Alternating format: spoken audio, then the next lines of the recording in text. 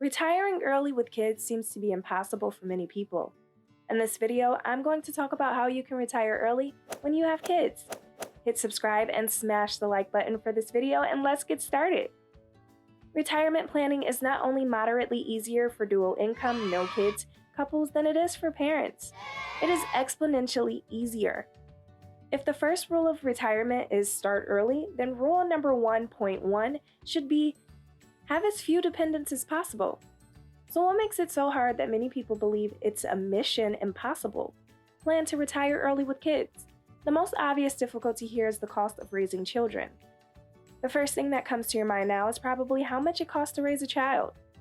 According to the United States Department of Agriculture, the average middle-income married couple spent between $12,350 and $13,900 on each of their children. From that figure, the cost of raising a child from birth to the age of 17 is $233,610. Babies in particular are exorbitantly priced. It is estimated that the cost to spend for a baby is $20,000 in the first 18 months, and that is just on the low end. NerdWallet reported that a household earning $200,000 can spend $52,000 in the first 12 months of a newborn's life. In short, if you're middle income with 2 children and pay their way through an in-state public school while also continuing to pay for their living expenses, you're looking at spending around $730,000 and $420 total. Children are not only expensive, but families with children earn less than families without children. According to the American Community Survey, the median income for families with children in 2019 was around $64,000, while the median income for families without children was around $71,000. Families with children are especially vulnerable. 38% of families with children under the age of 18 are struggling to make ends meet, compared to 33% of families without children at home. To know how much money you need to retire, you must figure out how much you spend each year. The cost of raising a family of 4 varies greatly depending on where you live. Raising a 4-person family in the suburbs will cost you around $60,000 per year, but if you move to a big city, that expense more than doubles to $150,000.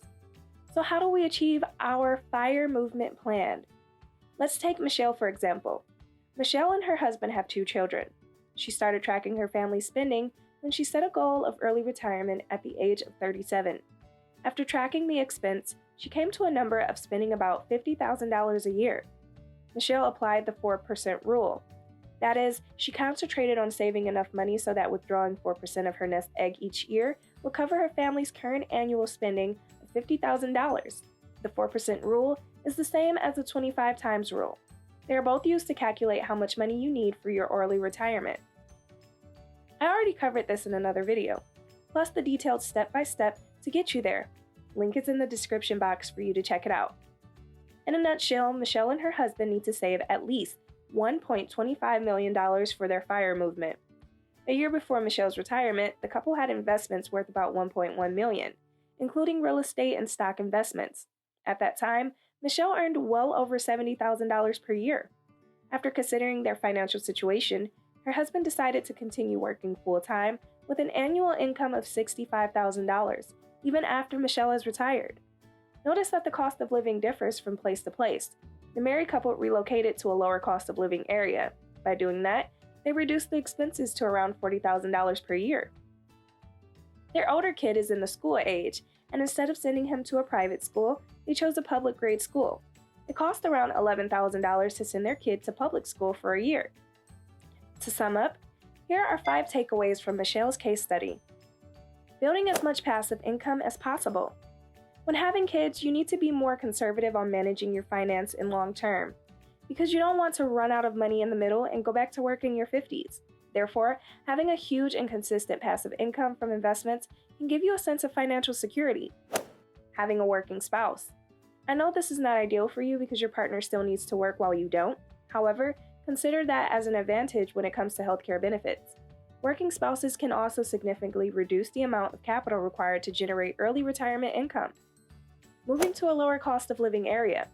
Instead of relocating to a city where the median home price exceeds $1 million, consider moving to one of the hundreds of great cities where the median home price is closer to the national median of $270,000. Before relocating, you need to check the housing market to get a sense of average home prices or rent costs. Skim through the housing listings on websites, but also consult a reliable real estate agent to guide you through the best choices in the area. Also consider the transportation options and change in taxes and other aspects of the new environment. Do your homework carefully. Send your kids to public grade school. According to 2018 data, public school teachers have a higher percentage of master's degrees, 48% versus 36% in private schools.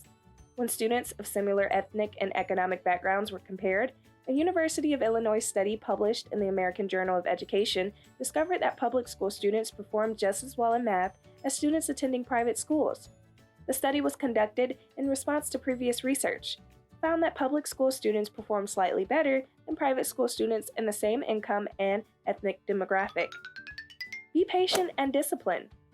It will take you years and years of scrimping, saving, and savvy investing before you finally reach financial independence. It starts slow, and probably in the first few years you don't think you can make it all the way through. Try to enjoy the immediate tangible results of your efforts, such as a lower debt load or a small but growing nest egg. Just remember, eventually you will get there and all the hard work will be paid off. So in conclusion, it's absolutely possible to retire early with kids, like Michelle did in her 30s. However, it is much more difficult and requires a meticulous and careful planning before entering the path for parents. And that's all for today. In the next video, I'm going to talk about how to save money fast on low income. If you want to learn more about the journey to achieve financial independence and retire early, subscribe to my channel and hit the bell icon so you won't miss a thing. Thank you so much for watching. See you next time.